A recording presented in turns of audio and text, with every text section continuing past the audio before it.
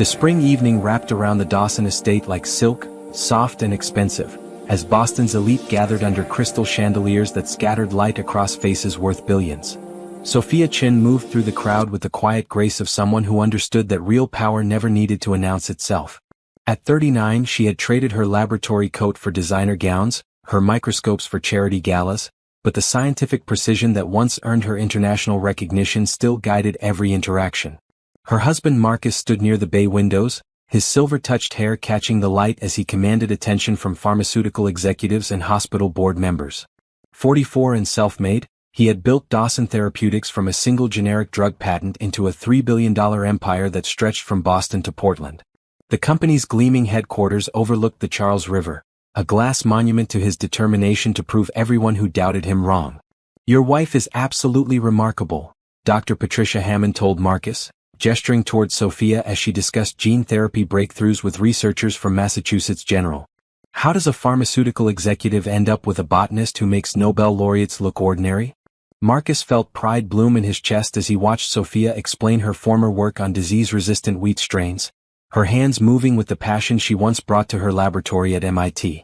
She wore a midnight blue gown she had chosen herself, elegant without trying, moving between conversations about plant genetics and questions about the Foundation's malaria research initiatives with seamless intelligence. What neither Dr. Hammond nor Marcus fully understood was that this perfect evening represented the last moment before comparison would begin its quiet destruction of everything beautiful they had built together. The final sunset before his obsession with Isabella's calculated aggression would transform his greatest blessing into someone he would measure, diminish, and ultimately lose. Sophia returned to Marcus's side as the string quartet began their second set, her subtle jasmine perfume reminding him of the grounded elegance she brought to his steel and glass world. He pulled her close, addressing their assembled guests of investors, medical directors, and political figures with genuine conviction. "I promised myself I would never become like the men who came before me," Marcus declared, his voice carrying across the room. "The ones who treated brilliant women like accessories to display and forget. I swore I would honor my wife, celebrate her mind, make her feel valued every day for choosing to build this life with me." Sophia's smile was genuine as she squeezed his hand, her wedding bands catching the chandelier light in platinum promises. "Marcus rebuilt himself from nothing after losing everything in his divorce," she told Dr. Hammond with real admiration threading through her words. "He could have let that bitterness consume him, but he chose partnership and integrity instead. That's the man I married." The evening flowed like carefully orchestrated music, harmony Sophia had invisibly arranged down to the smallest detail. She remembered personal stories from previous gatherings, connecting people through shared concerns rather than just business interests. Senator Williams's daughter struggling through medical school while caring for her sick mother. The venture capitalist David Park's quiet work funding accessible healthcare in rural communities. The Brazilian diplomat's ambitious plans to bring agricultural innovation to drought-stricken regions.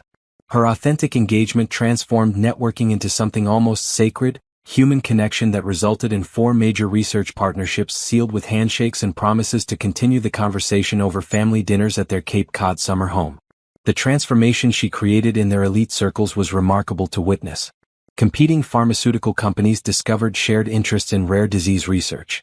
Rival investors identified opportunities to co-fund medical device startups. Cultural barriers dissolved as Sophia helped researchers from different countries recognize their complementary visions. But as the last champagne toast echoed through the estate and guests began their farewells, Sophia noticed Marcus checking his phone with unusual intensity.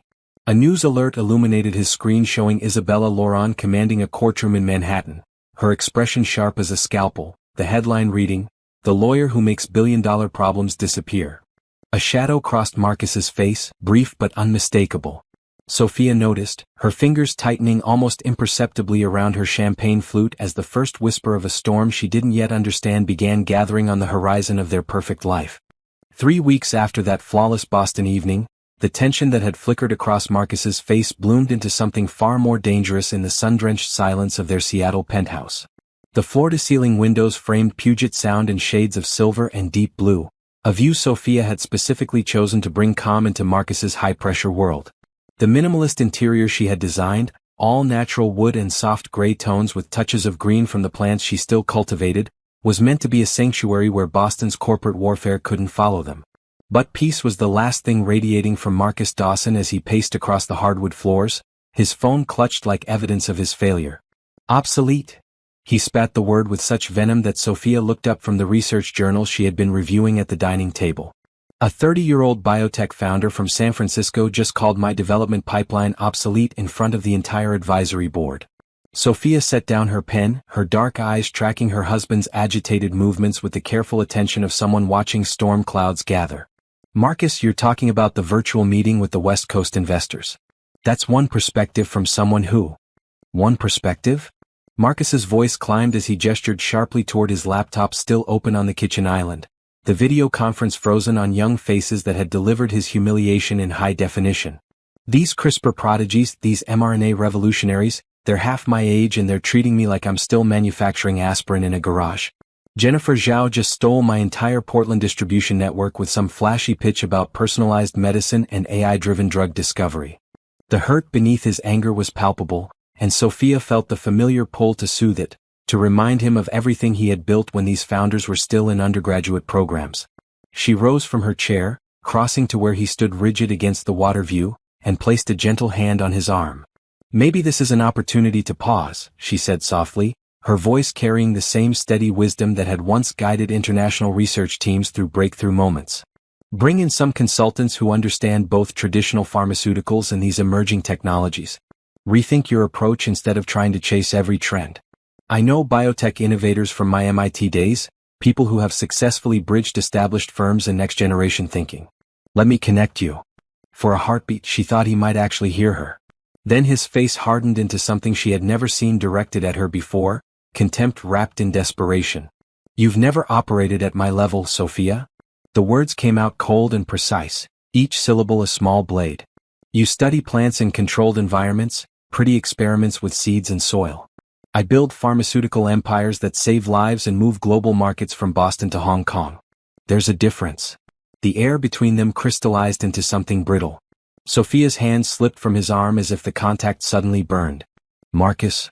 Isabella would already have this handled, he continued, and there it was, the name that had haunted the edges of their marriage like a ghost he had promised was buried. She would have spun this narrative, landed coverage in the Wall Street Journal by Friday, made me look visionary instead of outdated. She would have those kids begging to partner with me by Monday morning. He turned to face Sophia fully, and what she saw in his eyes wasn't anger anymore. It was disappointment, the kind a man reserves for something that has failed to meet his expectations. You'll never have her spine, Sophia, he said quietly, the words landing like a verdict delivered in a courtroom where she hadn't known she was on trial. You don't have that edge, that killer instinct. Isabella would burn down a competitor's reputation to protect what's hers. You'd probably apologize to them first. Sophia heard those words, you'll never have her spine, and understood instantly that this wasn't frustration talking. This was belief.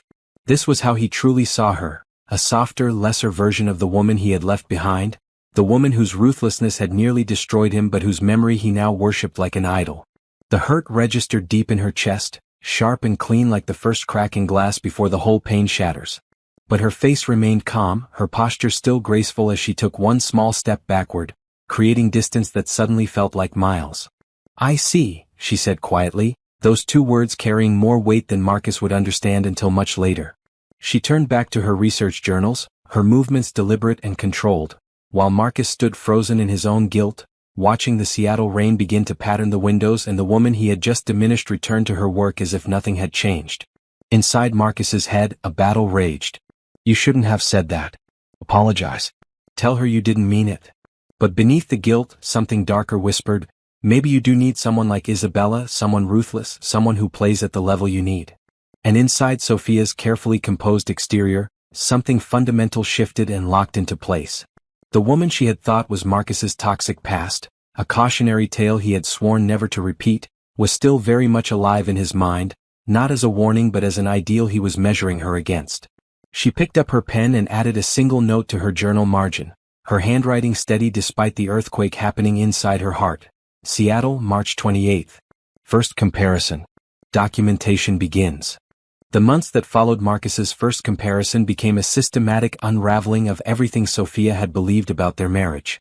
April brought a relentless schedule of crises that stretched from emergency board meetings in Boston to damage control sessions in Chicago and Miami. Each setback pushed Marcus further into Isabella's orbit, and each conversation with his ex-wife made him more convinced that Sophia's quiet strength was actually weakness in disguise. The criticism metastasized from private moments into public humiliation. At a pharmaceutical conference in Denver, Marcus actually laughed when Sophia mentioned her former research on crop genetics that could address global malnutrition. "My wife sees science as poetry," he told a table of venture capitalists with a smile that didn't reach his eyes. "She doesn't quite grasp that we're talking about profit margins and market dominance, not saving the world with better vegetables." But the breaking point came at a charity dinner in downtown Boston, a glittering event where New England's elite gathered at the Four Seasons. The conversation turned to Dawson Therapeutics' struggling FDA approval process, and Sophia, who actually understood the regulatory science better than anyone at the table, began offering insights about reformulating their clinical trial data to address the agency's concerns. "Here's the thing," Marcus cut her off smoothly, addressing the investor across from them. "Sophia sees problems through an academic lens, all theory and ethics. Isabella, now she sees the chess game 3 moves ahead. There's a difference between understanding science and understanding how to win." The table fell silent. The investor's wife glanced at Sophia with something like pity. Dr. Hammond, their friend from the gala, shifted uncomfortably. Sophia's fingers tightened around her wine glass, that same tell from months ago, but her smile never faltered. "You're absolutely right, Marcus," she said quietly. "There is a difference between us." What he heard was agreement. What she meant was, "I finally see exactly who you've become." That night, while Marcus slept, Sophia sat in her home office surrounded by the orchids and ferns she still cultivated, the last remnants of the scientist she had been. She opened her laptop and composed a single email to Rachel Torres, the attorney friend from her Stanford graduate school days who now specialized in complex divorce cases. "I need to talk," she wrote. "And I need someone who can help me disappear the right way." But Sophia wasn't just planning an exit. She was building a case with the same meticulous precision she once used to document genetic mutations in her laboratory. Every comparison Marcus made went into a dated journal. Every business dinner with Isabella was tracked through credit card statements she quietly photographed. Every late-night call was noted with timestamps. And then she started digging into Isabella Lawrence's celebrated career, the one Marcus worshipped from afar. What Sophia discovered made her blood run cold. Through her old MIT connections, she reached Dr. Patricia Vance, a forensic accountant who specialized in corporate fraud.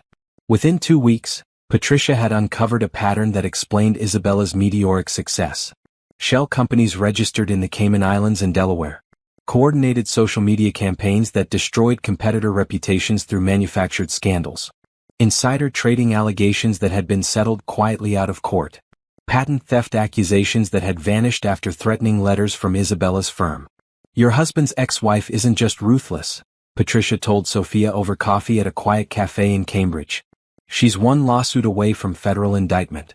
And if Marcus brings her into Dawson Therapeutics as legal counsel like he's planning, the SEC will be all over both of them within months." Sophia sat very still, absorbing this information like a plant absorbing sunlight, converting it into energy for growth. "Can you document everything? Create a report that would stand up in court?" "Already done." Patricia slid a flash drive across the table.